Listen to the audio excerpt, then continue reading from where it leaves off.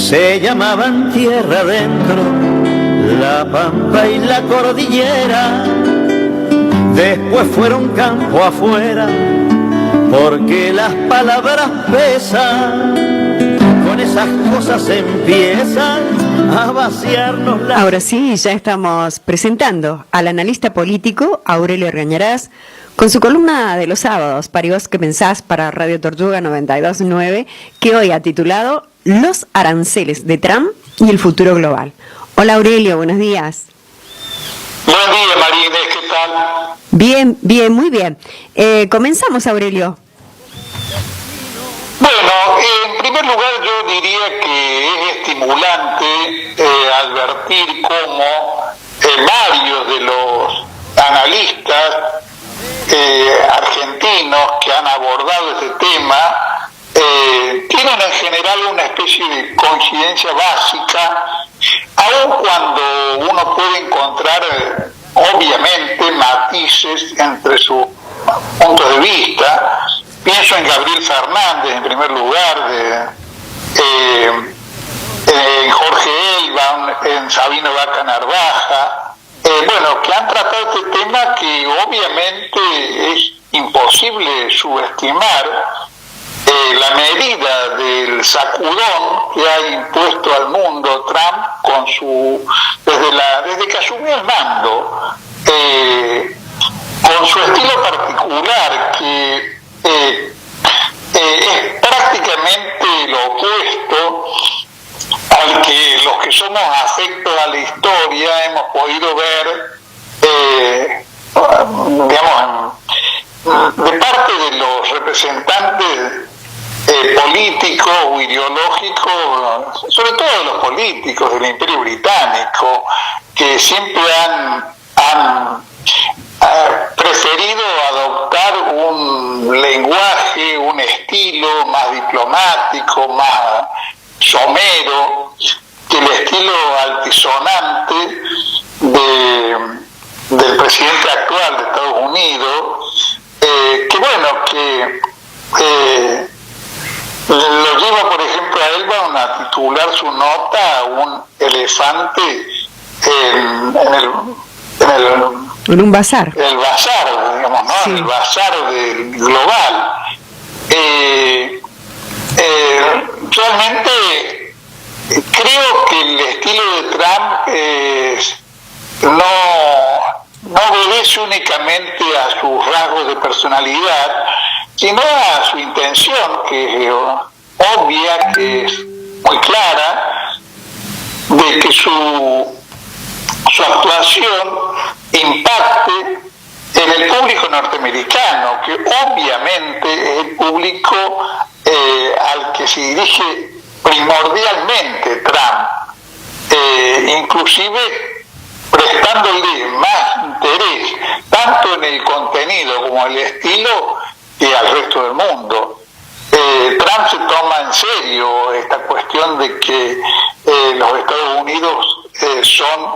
según su creencia, el centro del mundo. Entre las afirmaciones que yo registro haber visto sobre el sinsentido de las acciones de Trump, sobre cuáles son sus objetivos, voy a enumerar algunos que son más obvios que otros. Frenar el ascenso de China a la hegemonía global sería uno, mitigar el déficit fiscal y comercial de los Estados Unidos, dejo en claro que la enumeración no elimina a los otros, sino que en tal caso está señalando algunos de los aspectos o de los objetivos que son diversos, que son complejos, que se propone la acción de los Estados Unidos en este momento. Otro objetivo obvio y explícito por parte de Trump es la reindustrialización del país, superando la tónica dominante del capital financiero que le han impreso al país las últimas décadas, y que evidentemente han dado una ventaja en el terreno de la producción industrial y del desarrollo tecnológico, pese a las intenciones de los Estados Unidos y a las intenciones generales de Occidente, cuyo propósito era originalmente que China se limitara a una especie de producción de bienes básicos y dejara en manos de los países más avanzados de Occidente, de los países imperialistas de Occidente, la producción de alta tecnología, digamos, renglones centrales de la producción económica, como son la producción de aviones, de transatlánticos, de automóviles, y en tal caso, digamos, pagar tributo a la condición más avanzada del mundo occidental. Esto obviamente no es lo que ha ocurrido, no era el plan, precisamente el plan de China, y bueno, en este momento no solamente Estados Unidos, Occidente en general, no sabe cómo digamos, frenar a China, impedir que sobrepase al resto del mundo en el desarrollo científico y tecnológico. Otra de las cosas a las cuales se apunta, creo que lo hace particularmente Gabriel Fernández, y también lo señala Sabina Vaca Narvaja, es la intención de defender el rol internacional del dólar, que está puesto en cuestión por el desarrollo de los BRIC, por el desarrollo de intercambios en monedas nacionales, y que, se ha dicho de paso, es algo a lo cual han estimulado las propias medidas de los Estados Unidos al apropiarse canallescamente de los fondos de 300.000 millones de dólares de Rusia, con el pretexto de que se trataba de una manera de sancionar la invasión a Ucrania y de promover el descalabro de Rusia y inclusive una caída del poder de Putin. Todo esto último particularmente, está claro que ha fracasado, está claro que ha demostrado que en realidad Europa, por ejemplo, se ha pegado un tiro en el pie con su ruptura con Rusia, con el encarecimiento fenomenal que ha tenido para Alemania y para Europa en general sustituir el gas ruso por el gas licuado norteamericano,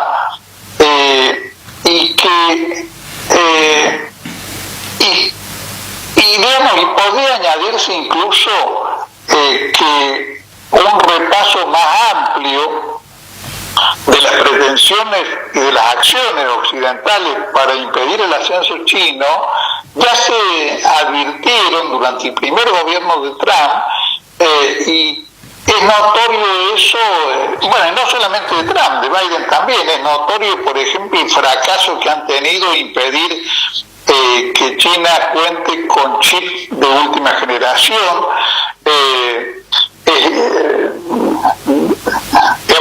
frenar su desarrollo en el campo de la inteligencia artificial, y ni hablemos de lo que es la producción de automóviles, donde China se ha transformado en el primer productor mundial y está batiendo en calidad y en precio a la industria occidental en el mercado mundial. Yo creo que una de las cosas que corresponde evitar en el análisis de este problema son las moralizaciones baratas.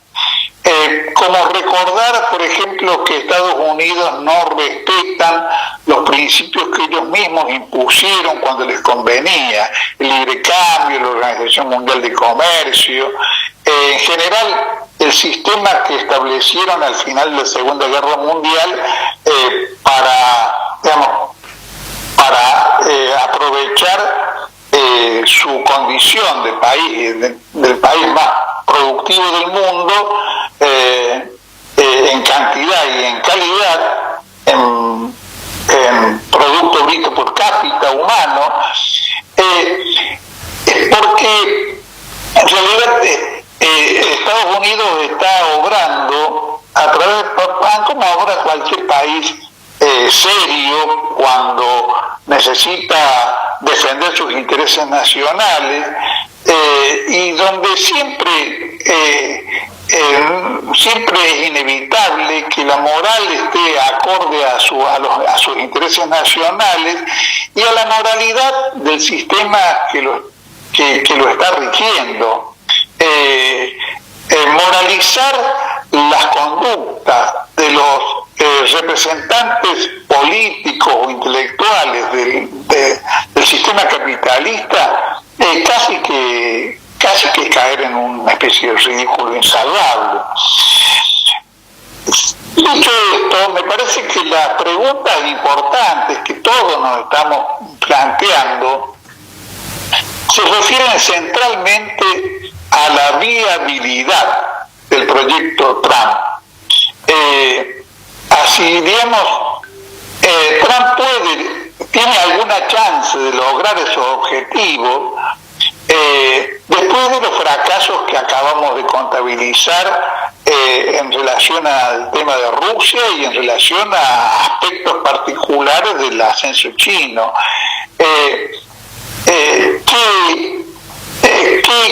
¿Cuáles son las armas que Trump podría añadir hoy para realmente infligir un daño estratégico a China? Y por un lado parecen ser escasos sus recursos. Casi podría decirse que no sabemos hasta qué punto no se limitan a cerrarle a China el mercado de los Estados Unidos, que es una de las cosas que está procurando, y que está procurando con un daño notorio a la propia economía norteamericana, amenazada de una recesión importante, con un encarecimiento importante de los costos de vida, y con una posible pérdida de empleos. Es cierto que eso podría ser un efecto inmediato, un tributo a pagar por los Estados Unidos para sostener un proyecto digamos, exitoso en el terreno de la reindustrialización en un plazo mediano o prolongado. Pero una de las cosas que creo que se podría aportar a estas reflexiones se refiere al problema de si el liderazgo norteamericano actual tiene o no claridad sobre qué sería la mentada reindustrialización. Que no puede ser una especie de tentativa, que tampoco está planteada en esos términos, de rehacer Detroit, por decirlo con referencia a lo que fue en algún momento prácticamente el centro de la producción automovilística más importante del mundo, en la época del Fordismo. Fordismo, que es una época a la cual creo que nadie, que todo el mundo sabe que es imposible retornar, porque hay demasiados datos que avalan la imposibilidad o sustentan la imposibilidad de semejante retorno. Pero me da la impresión de que pese a esa realidad empírica, el liderazgo norteamericano no termina de adquirir claridad sobre cuáles son las condiciones y las consecuencias de ese proceso reindustrializador. Porque una de las cosas que importan para Trump es la recuperación del empleo norteamericano, es la recuperación de esa cuantía de población norteamericana que era empleado en la producción real y que no puede ser absorbida por el mundo de las finanzas y por el sector más avanzado de la economía norteamericana, que son las informáticas. Pero los datos indican que hay un proceso irreversible, no solamente norteamericano, de modificación de los efectos del desarrollo productivo. Según un analista checoslovaco de la década del 70, hay datos, el hombre los expone, estos datos, se trata de Radovan Richard, que escribió un libro muy valioso que se llama La civilización en la encrucijada, analizando en sus comienzos, porque estamos hablando de la década de fines de la década del 60, analizando en sus comienzos los efectos que tenía la revolución científico-tecnológica, señalaba que ya en la década del 60 Estados Unidos, que era en ese momento la economía más avanzada del mundo, mostraba que el crecimiento de la producción había dejado de aumentar el empleo. En el periodo 1953-1963, la última década que puede analizar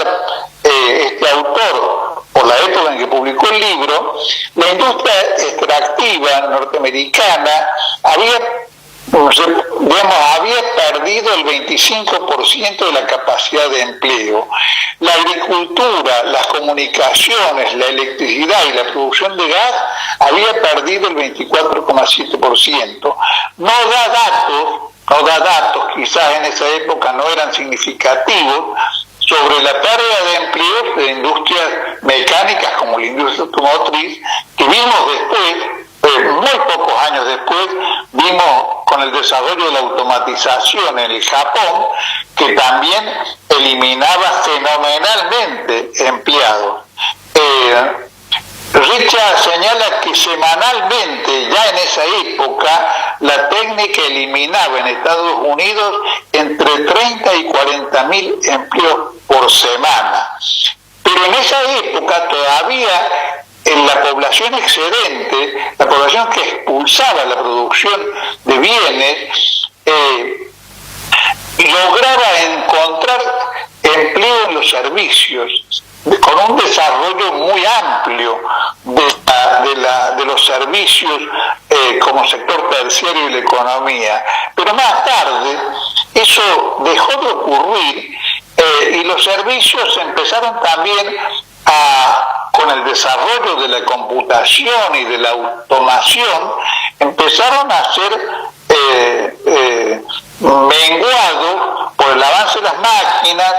como ocurre, por ejemplo, yo muchas veces recurro al mismo ejemplo porque no dejo de ser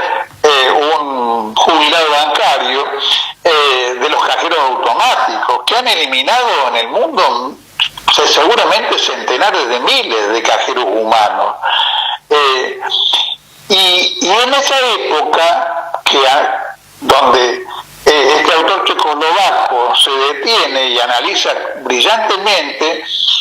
todavía no, la automatización era muy incipiente, la robótica más todavía, y la inteligencia artificial directamente no existía. Entonces, el problema es que me parece que no termina de advertir no solamente el liderazgo político, sino el liderazgo económico, la élite empresaria de los Estados Unidos, es que es la profundidad y el alcance de los cambios que han tenido lugar en la economía a partir del desarrollo de la revolución científico-tecnológica. La revolución industrial, esto creo que es un repaso brevísimo pero imprescindible, se caracterizó por eliminar el trabajo complejo de los artesanos y reemplazarlos por el trabajo simple de operarios que eran en realidad un elemento auxiliar de las máquinas, pero generando una amplia demanda de trabajo simple y una demanda menor de lo que sería, digamos, ¿no?, el trabajo obrero calificado. Con la revolución científico-técnica ocurre exactamente lo contrario. Lo que se elimina es el trabajo simple en un grado cada vez mayor. Se ha dicho de paso, eso es una de las causas que explica el desarrollo fenomenal de la marginación social y de la precarización de poblaciones enteras, como en nuestro caso, donde hay una población precaria que está en el orden del 40%, y el reemplazo en el sistema productivo de ese trabajo simple, que era masivo y que ha sido eliminado por una población muy escasa de técnicos, ingenieros y administradores fabriles, que en realidad sirven o controlan y dirigen, digamos así, a un sistema mecánico multidimensional que ha expulsado al hombre del trabajo fabril, de la producción de bienes, y tiende a expulsarlo de todas las áreas de la producción y de los servicios, cosa que ya hemos visto en alguna columna en nuestro caso, y que nos está planteando que acá lo que la sociedad humana está enfrentando es la crisis y digamos, aunque no tengamos claro cómo va a ocurrir, la necesidad de sustituir los paradigmas sistemáticos actuales por algo que coloque al hombre en otro lugar respecto de la producción y le dé al conjunto incluso de la vida humana una perspectiva distinta, porque el trabajo va a quedar en manos crecientemente de sistemas automatizados y ajeno a la intervención directa del hombre. El hombre va a estar junto a la producción, pero no va a estar inserto en la producción como un factor auxiliar pero determinante, como fue en el caso de la revolución industrial. Y esto da la impresión de que es una cosa que escapa a la visión de Occidente, y particularmente los líderes de Occidente. Elon Musk, que es una figura que vemos en este momento muy ligada al presidente Trump, ha llegado a hablar del disparate de una renta universal alta para solventar el consumo de la mayoría de los seres humanos, sin explicar quién sostendría, quién pagaría esa renta universal alta y cuál es el sentido que tendría semejante progreso masivo en una sociedad que obviamente Elon Musk no reconoce como distinta a la sociedad capitalista actual, pero la sociedad capitalista actual se basa en la extracción de plusvalía del trabajo humano, y entonces no es inconcebible que pueda darnos el dinero para que compremos los bienes que la producción y los servicios generan y que los seres humanos necesitan, sin una prestación de trabajo y sin que el trabajo sea un trabajo explotable por los dueños del capital. Creo que no podemos extendernos sobre ese tema, pero yo quisiera cerrar la columna señalando que también en este último aspecto del destino humano y de las relaciones de los seres humanos con el trabajo, uno podría, si despeja prejuicios de tipo ideológico, advertir que los chinos,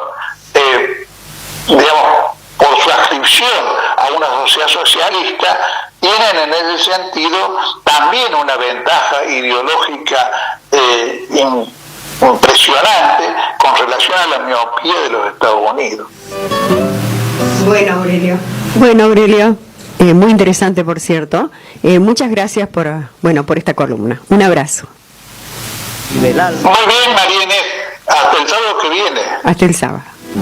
Y así van formando peones bilingües y perdedores que no distinguen errores ni entran en la discusión pensando que la nación es asunto de doctores.